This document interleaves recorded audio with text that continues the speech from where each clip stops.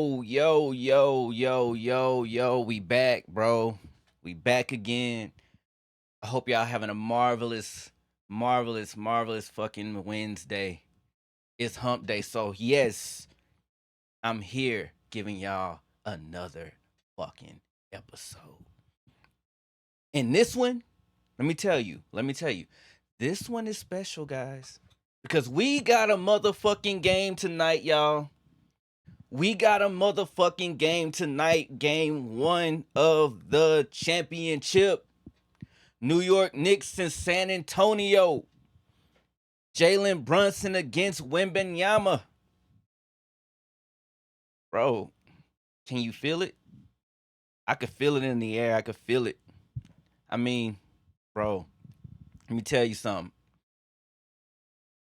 This gonna be a night where your TV should be on this game. This game is going to set the tone. I mean, this game right here, it's going to be a tone setter. And we're going to see exactly how these teams are going to approach one another. Because right now, we have no clue how they're going to approach one another. And the last few, well, I would say this. The Oklahoma City and San Antonio series, I believe, was the same way, where we had no idea. The talents was equal. I mean, we had no idea. I would even say in the Spurs and Minnesota game, we had no idea. The talents, the young talent, the grittiness, the defense, like it was crazy. And now we got that same freaking thing. And I love it because it brings the suspense for us to have to watch and say, how is this going to go? I'm excited. If you don't know, I am excited. I can't contain myself. I cannot contain myself. This matchup is going to be epic. You got the stars, the bright lights, the city lights, the parties, the actors against the motherfucking nuns, nigga. Y'all want to see all it against God, boy? Oh, it's going down, man. Because oh my God, it's going down. And this is the thing, bro. This is the thing. Let's keep this basketball, bro. NBA. Keep it basketball, bro. Keep it basketball. Let's not try to make this about Wimby's good fucking image, bro. Because he could hoop. And that's what we're watching. We're not watching a documentary on his life. We're watching the fucking basketball game. So leave it to that. We don't need to start hearing commentators talking about, oh, he was with the monks and oh la la la la, and he speaks to Pop every day and he does this. We don't need to hear that shit, bro. We don't need to hear it. We can hear it on a documentary after the fucking finals. But right now, this is basketball, nigga. This is basketball. Let the score be settled with basketball. And if his basketball game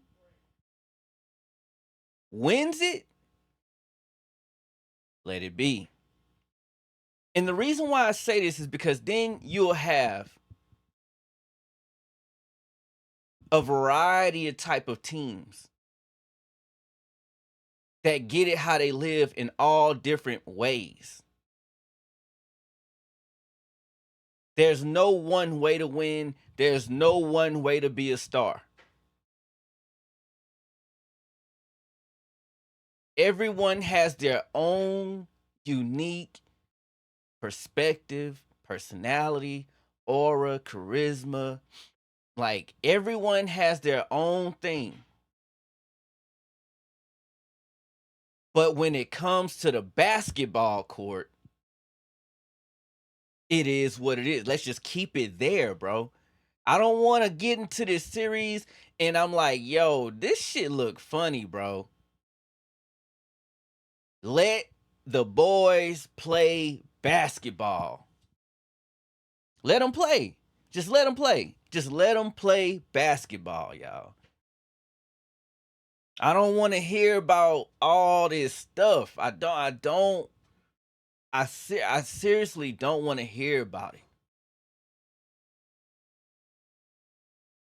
I want to see, because honestly, as we're watching basketball, if we keeping it a stack, I want to see the mean Wemby. I want to see the Wemby that we've been seeing, that we've been like, yo, hey, he kind of spicy though. That's the Wemby we want to see on a basketball court. But this summer after the championship, I would love to see a documentary on Netflix, HBO, ESPN, or wherever the fuck else of him in his off-season regimen on what he does to get his mind right. I don't mind it then. I don't mind it then. But for right now, while he's balling and playing basketball, miss me with the we want to see the good guy win. Fuck all that, bro. Let's just whatever side gets it is whatever side gets it. Don't do the Knicks dirty now, because I'm telling you, the NBA did this with a couple teams, with the Spurs before. All right, so let's not let's chill out now. All right, there's 90 different ways to get things done. Not one way, or we should try to program everyone to do it one way. Let's just respect that New York has their aura, the Spurs got their aura. But when we're talking about basketball, when we're talking about in the frame of what we know them for, let them just be great. Let the game do what it do.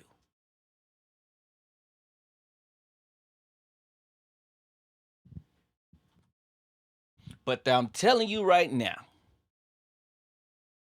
there is a man by the name of OG Anunoby that I believe is the X factor for the Knicks. And to be honest with you, I think he's the other half, right?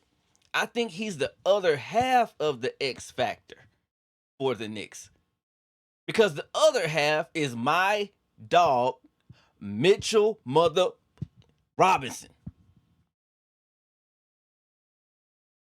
That's the other side. But the one that's going to be out there rotating around on Wemby will be OG Anunoby. That was robbed. I mean,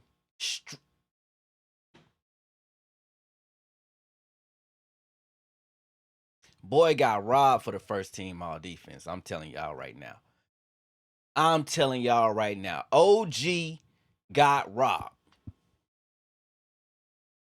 But in this series, OG, you have the opportunity. You have it. Just like Wemby has the opportunity to show that he should have been the fucking MVP. You have the opportunity to go out there and say, listen, y'all playing with my name.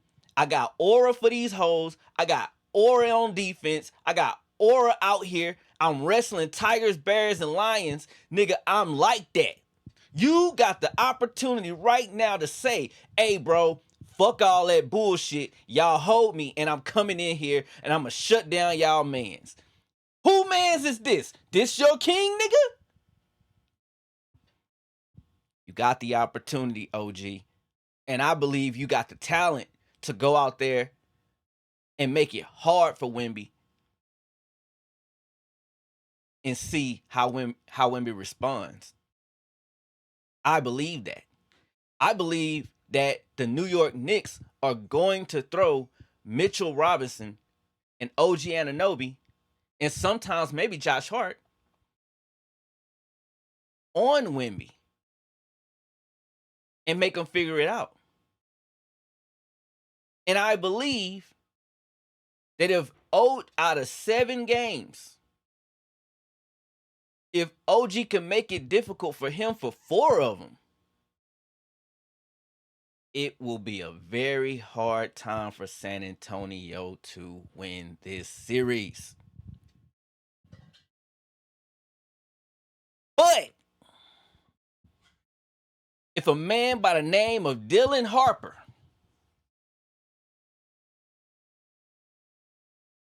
pull up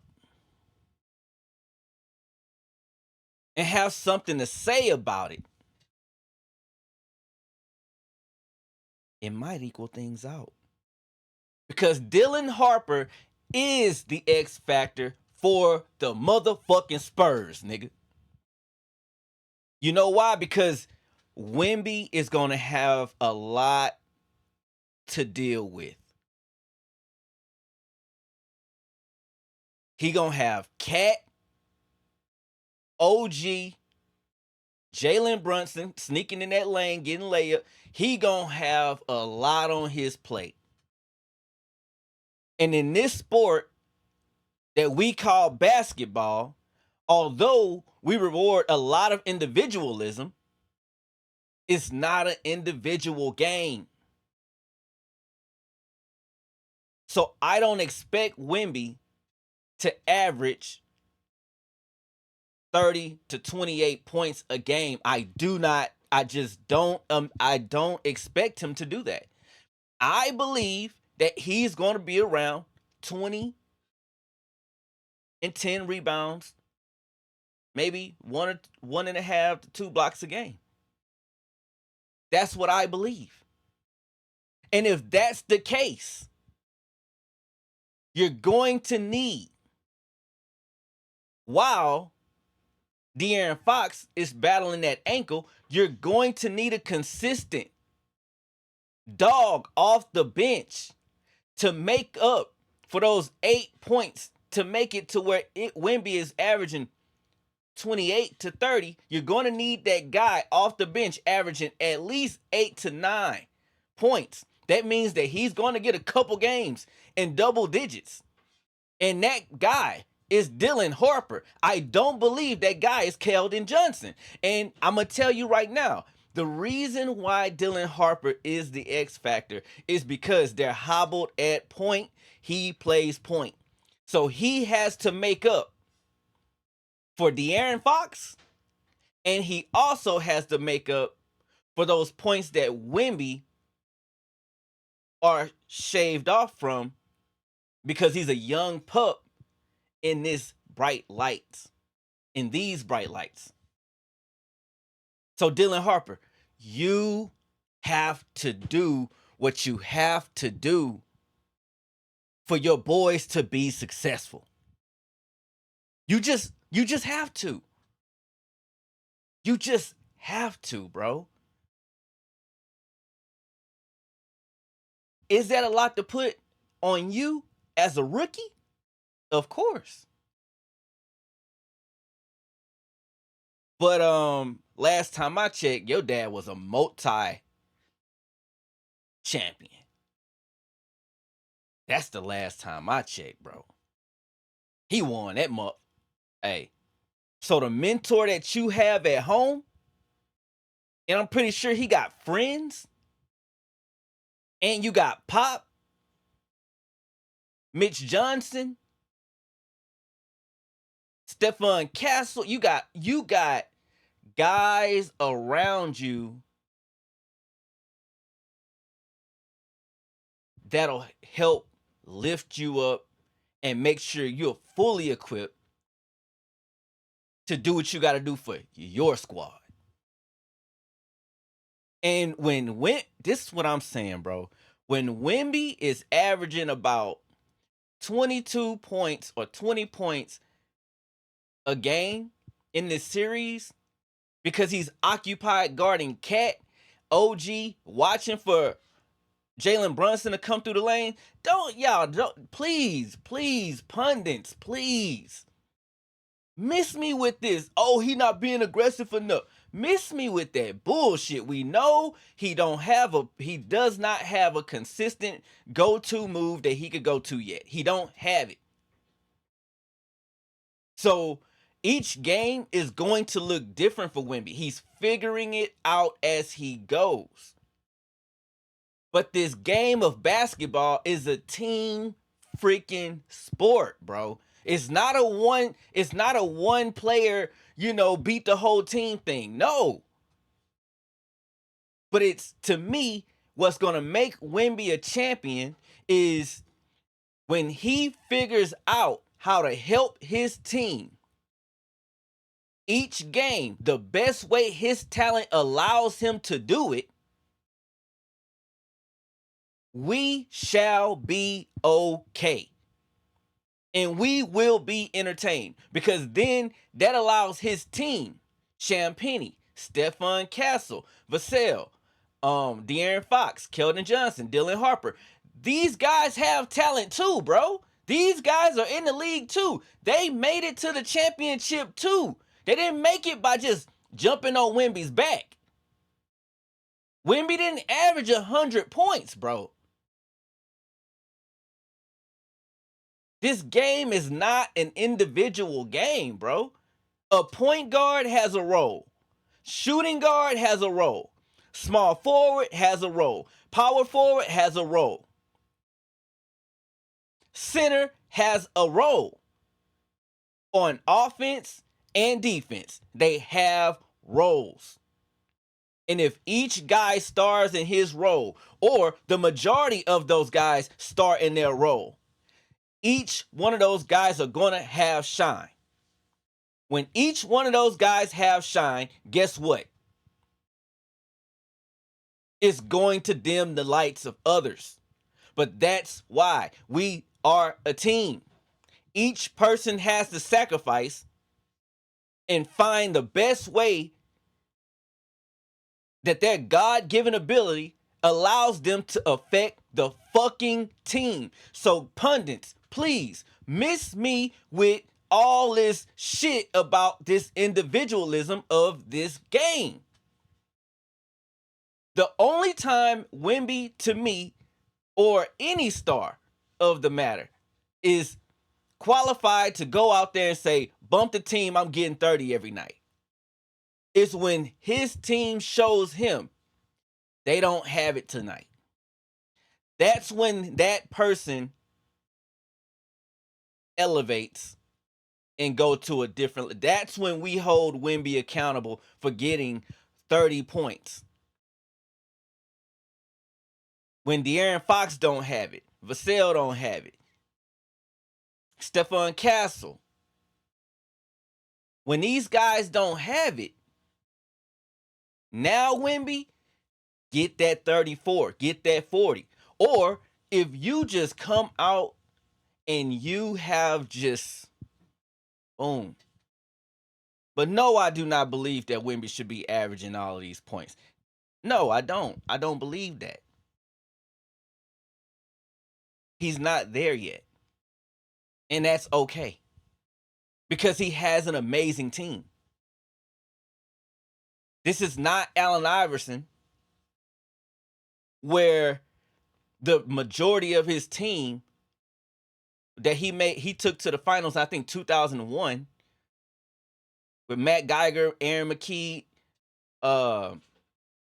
Eric Snow. Those guys were defensive guys. Mutombo, those guys were defensive guys. So it allowed for Allen Iverson to average 28 points. But when he ran up against Kobe, Shaq, Rick Fox, all those guys, when he ran up against a team, they lost because they had a lot of players that could average 10 points or more.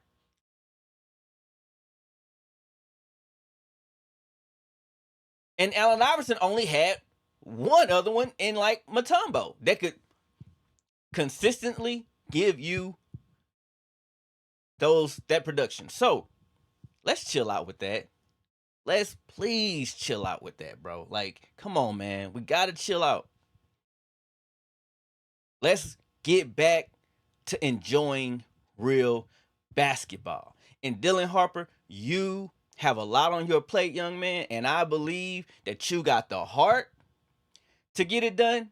But this series, you are going to have the poise to get that load to the destination. Feel what I'm saying? This ain't time for the Ferrari engine, my boy. It's time for the 18-wheeler engine. Cause you, for your age, you have a bro, you have a lot on your plate. I believe. But I believe you got the community around you to get the job done. In other news, I don't know if y'all seen this. Last episode, I talked about Jay-Z performing at the picnic. And to me, I know my feelings come from love, Jay. As a fan, the feelings come from a place. And when I watched Dame Dash speak on this, I saw a brother with love in his heart, contrary to what y'all believe.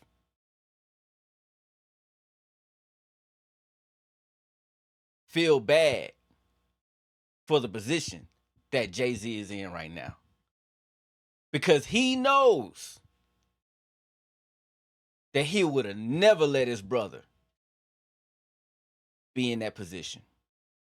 He knows it. He knows it. I hear a lot of people hating on Dame. I don't think it's genuine. I think it's misled. And I'm glad that brother's still blessed. Because he got a lot of love in his heart. And the way he expresses that, it's raw, it's unfiltered, it's uncut. And guys, if we are being real, in order for our culture and our society to move in the right direction, we're going to have to be used to and learn to accept the love that Dame Dash shared for Jay-Z on, I think it's the Art of Dialogue podcast. We have to know how to recognize that kind of love.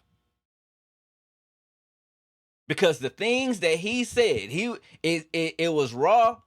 You know, when he was talking about Jay-Z, the hair, the outfit, the rhyme was corny, and y'all, he did not tell a lie. But we gotta stop with this. If we don't like the messenger, we can't receive the message. We gotta stop that, bro. We have to. It's getting to a point where, to me, it's going too far. So, and the reason why I say this is this: if I don't like the messenger, I can't receive the message. But if I do like the messenger, I will receive the message. So if someone wanted to harm you, they will send somebody that you like to poison you.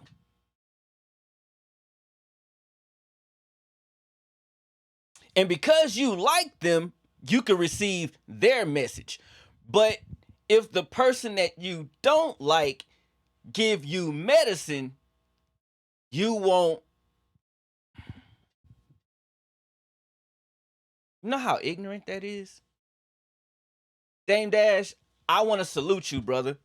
And I want to salute you for being a real, I mean, a real bona fide OG. Because your personality is what your personality is, my brother.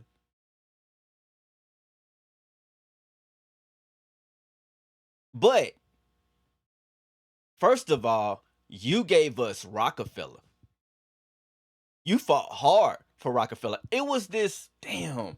I think it was called Backstage. It was this documentary. It was this back in the day. I would recommend anybody and everybody to go back and watch it. I remember it was about this Rockefeller tour, and I remember Dame Dash was fighting for his label and for his artists, and he had an argument with Kevin Liles.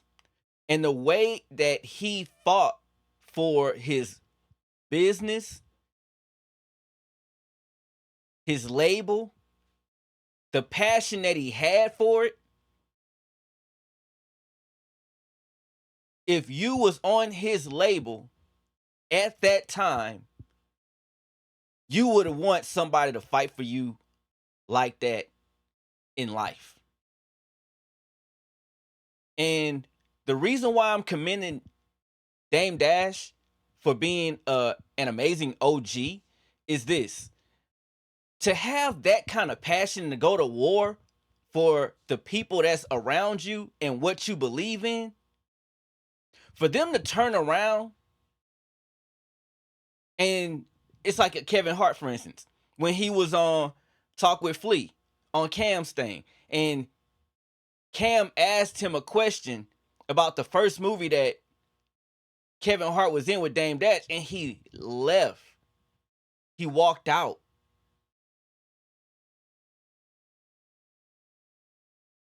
I can only imagine how that makes Dame Dash feel.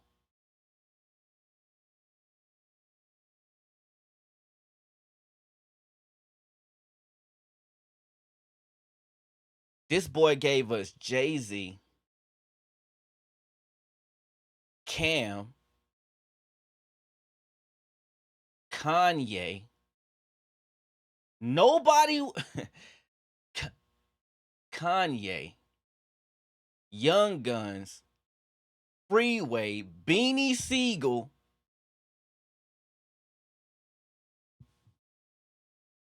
with his vision, bro. And then we go out here and we disrespect this guy. I tell you one thing, what he had to say, I really respected it. I would want you guys to go check out his interview with the Art of Dialogue and see all the shit that he said about Jay. Because although it was raw and it was, it was kind of, it was harsh. I did not hear any lies. Now, the only thing I can't vouch for is Jay having stinky breath. I don't know, cause I don't know. You know what I'm saying? Like, I wasn't there. I don't know. But I'm saying all the other stuff, he didn't tell one lie.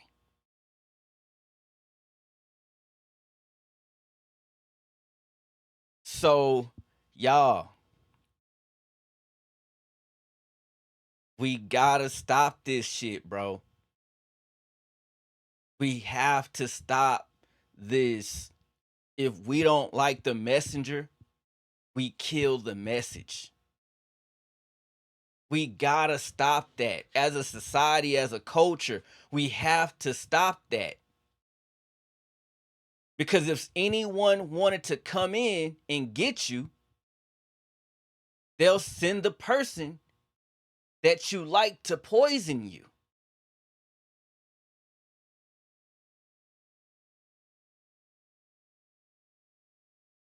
Stop it.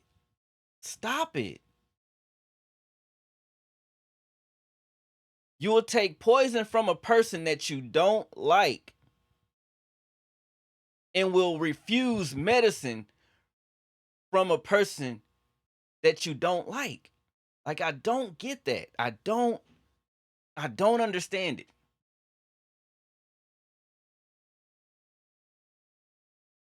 So, hey, that concludes my show for today. Hey, I hope y'all guys have a good one. Please like and subscribe. Please listen to my things, listen to my shit. I got a lot of shit to say. I think y'all guys will like it. If you don't, it's all good. It's all love. Fam, I'ma holler at y'all. Saint Germain, I'm logging out.